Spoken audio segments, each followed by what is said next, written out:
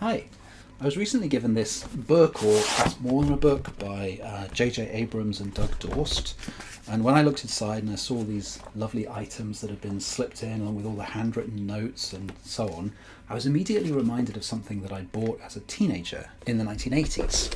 And that book was this. It's A Study in Scarlet, which, as you may know, was the first Sherlock Holmes novel, in fact the first Sherlock Holmes story written by Arthur Conan Doyle, one of just 4 Sherlock Holmes novels that Arthur Conan Doyle wrote. And it turned out, luckily, that 35 years after having bought it, I still have it in pretty good condition, so I thought I would make a video about it to share it with you, because I think it's pretty amazing. So what is it? Well, on one level, it's basically a retelling of the story. And there are cases where it's really clear why the author chose to retell the story in their own way, rather than just reformatting the original words. He gets to tell the story in the form of letters, telegrams, monographs, photos, receipts, maps, diary entries, police reports, and newspaper articles. And this is what makes this version of the book so magical and rich. There are other cases in which he's edited the text for reasons I don't really understand, perhaps to reduce the length of it, although the original novel was only about 140 pages. There are parts of the novel that are actually just included verbatim here, usually reported speech, or, for example, this list which Watson made of the strengths and gaps in Sherlock Holmes's knowledge. I'm assuming it's not a copyright issue because the book is so old, but perhaps there is some other good reason why Simon Goodenough, who is the person who planned and edited the book, chose to do it in this way rather than just reformatting the original text. Putting aside that, it's an absolutely wonderful object, this book. With the exception of the front page, the back, and the copyright notice, it's all presented as if it's the found contents of a box that Dr. Watson gathered together in order to write his telling of the story of what happened with the study in Scarlet.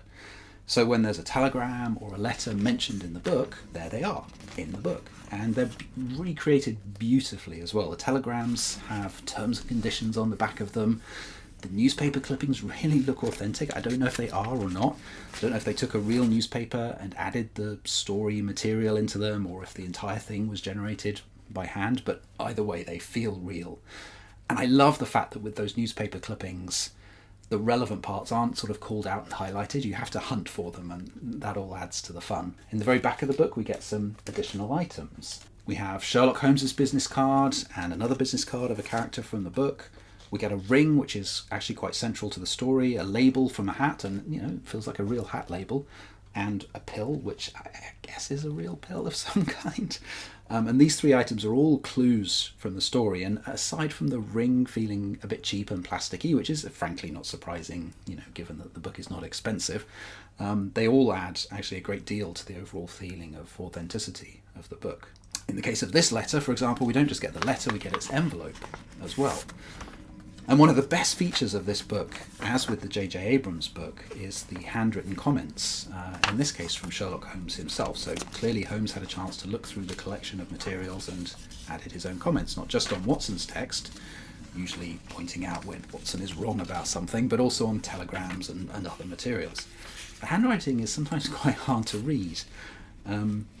But as with everything else in this book, I felt like that just added to its authenticity and the enjoyment of going through it. Having to hold the book up to the light and squint to read one of these notes kind of made me feel like I was being a detective. But that brings me to the final point, which is worth noting. On the back of the book, it says, "Handle the evidence yourself, read the diaries, telegrams and newspaper reports as they were collected by Dr. Watson. Match your powers of deduction against those of the great Sherlock Holmes." The first part of that is completely right, but the idea that you as the reader could match your powers of deduction and figure out the solution before Holmes does, it's just not possible. See, when you read an Agatha Christie book, Agatha Christie prided herself on always giving you the clues that were needed to be able to solve the mystery. In this particular case, in the case of A Study in Scarlet with the original book and in this version, the solution is kind of there in Sherlock Holmes's head, but it's impossible to piece together from the clues that you're given. So it's not really a puzzle book, it's not a mystery to be solved, but really it's an experience, it's an immersive experience where you get to ride along with Sherlock Holmes and John Watson and experience the solving of the case. But that's okay. Until this book came out, until I found this, as far as I know, there was nothing like it before. Apart from this J.J. Abrams book, S, I haven't seen anything since. I haven't finished reading S yet. Once I do, I'll make a video about it and let you know what the experience is like. I don't know where it sits on that spectrum of either being a mystery and a puzzle that you get to solve versus just being along for the ride as somebody else solves it, but I'll find out. One of the things that really blows my mind about this whole book is the process of getting it published. It's not a traditionally bound book by any means. I assume it must have been a very manually demanding task to get one copy of this book put together. So how Simon Goodenough convinced a publisher to publish it, I'm not really sure.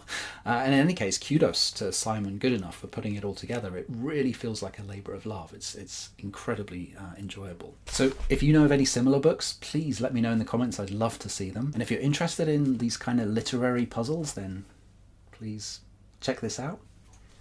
Thanks so much for watching. See you in the next video. Bye.